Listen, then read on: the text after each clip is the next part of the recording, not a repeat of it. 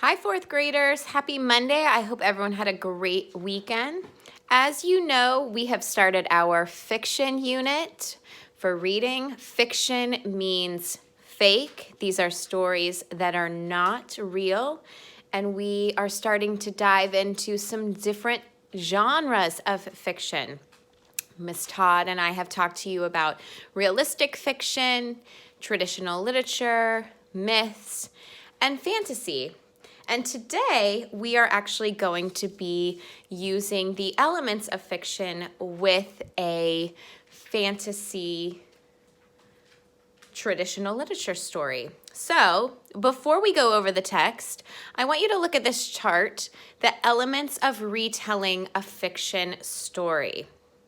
So the 5 elements of fiction are who the characters are, so who is in the story, where it takes place and when the story takes place, that's your setting, the problem, which we know is the conflict or the tension, what's going wrong. Those all you find out in the beginning of the story. Then we've got your plot, which are the events that move the story along. And we talked about sequence of events last week. So what happened first, next, after that. That starts to go with your beginning, middle, and end. That goes in the middle of the story, though, the events that move the story along and keep it interesting. And then in your end, you have the resolution, how the problem was solved. So as we are reading this book for the next 2 days, I want you to be thinking about the elements of fiction. And as I'm reading, I want you to be asking yourself, okay, who are the main characters or the other characters in the story? Where is the setting? Where does this take place? And what time period does this take place in? And what's the problem? What's the tension or the conflict in this story? All of those we are going to find out at the beginning of the story when we're reading today, because like I said, we're only going to be reading half. So, readers of fiction understand that all fiction stories include these 5 basic elements. We also use descriptive or sensory language to help us visualize what the characters look like, where the story takes place, which we know is the setting, and then the action or events that are unfolding. So I want you to also be paying attention to the descriptive language that helps you visualize or picture in your mind what's taking place. This is going to help you with your retell of the elements in the story. And we are going to be doing with the Rough-Faced Girl. So today we're going to be reading a story titled The Rough-Faced Girl by Raffi Martin. And the illustrator is David Shannon. You might know David Shannon from the book A Bad Case of the Stripes. He is a great illustrator. So all of the pictures in this book are really, really good. Phenomenal pictures. And as we read, you may notice that this story sounds familiar. And that's because it's very similar to the story of Cinderella. There are many versions of this popular tale, and this version is actually told from the Algonquian Native American tribe.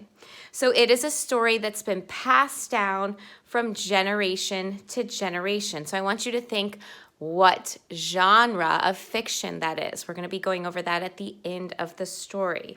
And like I said, you're going to be paying close attention to that descriptive language, those words that go into detail to help you visualize what's happening in the story, where it's taking place, what the characters look like, those sensory words, and then also the elements of fiction. Okay, so let's get started. And before we start, I just want you to activate your schema, your background knowledge. What do you know about the story of Cinderella? Because like we said, the rough-faced girl is very similar. So I know that Cinderella had really mean stepsisters, and she pretty much had to stay home, cook and clean for her evil stepmother and her stepsisters. And then one day, she decided she'd had enough. The fairy godmother came, and they got her ready to go to the ball, and she fell in love with the Prince Charming. And as we know, In the Cinderella story, there is the glass slipper that she leaves behind at the stroke of midnight. So I want you to think about what you already know about the Cinderella story, and we're going to find some similarities and some differences in this story and the one that we grew up on. Okay? Once, long ago, there was a village by the shores of Lake Ontario.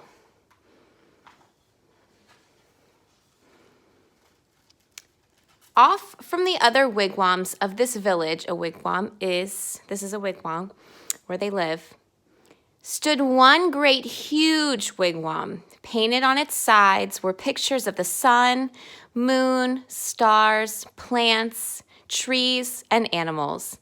And inside this wigwam, there was said to live a very great, rich, powerful, and supposedly handsome invisible being. However, no one could see him except his sister, who lived there too.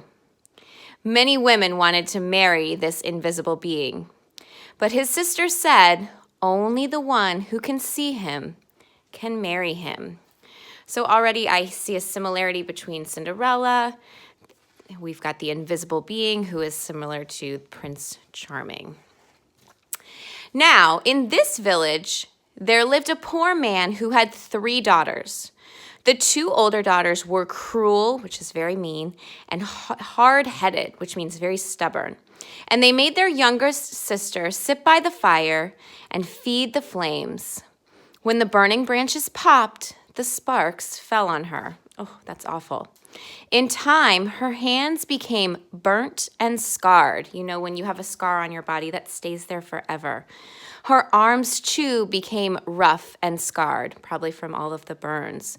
Even her face was marked by the fire, and her beautiful long black hair ragged and charred. Charred means burnt. You can see the picture right here of the youngest sister. That's awful and very sad. And those 2 older sisters laughed at her, saying, "Ha! You're ugly, you rough-faced girl."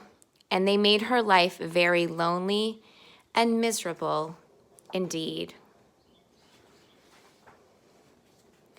One day, these 2 older sisters went to their father and said, "Father, give us some necklaces. Give us some new buckskin dresses. Give us some pretty beaded moccasins." Moccasins are shoes. "We're going to marry the invisible being." So their father gave them these things. Not a very nice way to ask, is it? Dressed in their finest, the 2 girls marched through the village.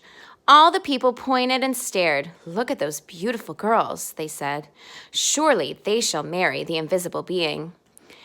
And if those 2 girls were proud and hard-hearted before, they were even prouder now. And proud is good, but to be this proud, it's almost like overconfident or cocky. They walked through the village. At last they came to the wigwam of the invisible being, and there was his sister waiting. You can see people looking at them. They're walking very proudly. "Why have you come?" she asked.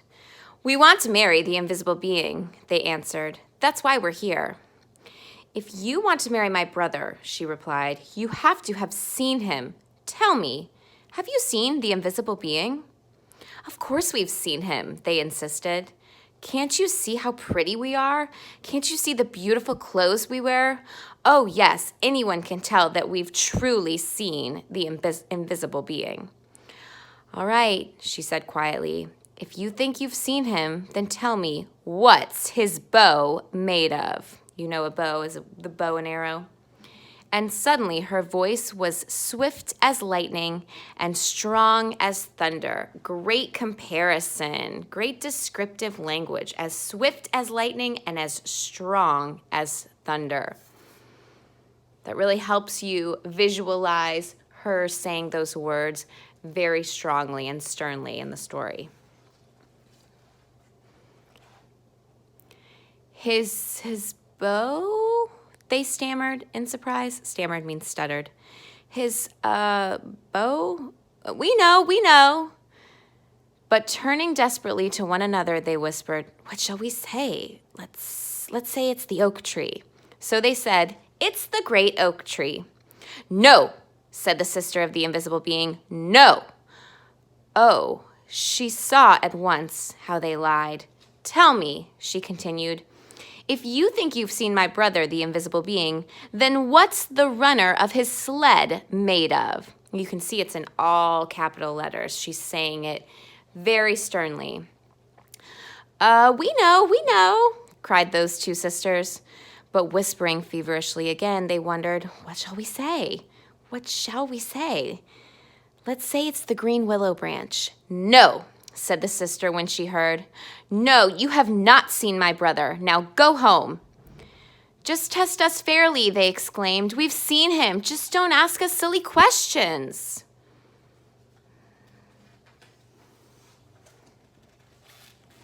There's a great illustration of them in the wigwam. "All right," said the sister of the invisible being, "come with me." And she took them back to the great wigwam and sat them in the seats farthest from the entrance, the guest seats. Soon they heard footsteps coming along the path. Then something stepped inside.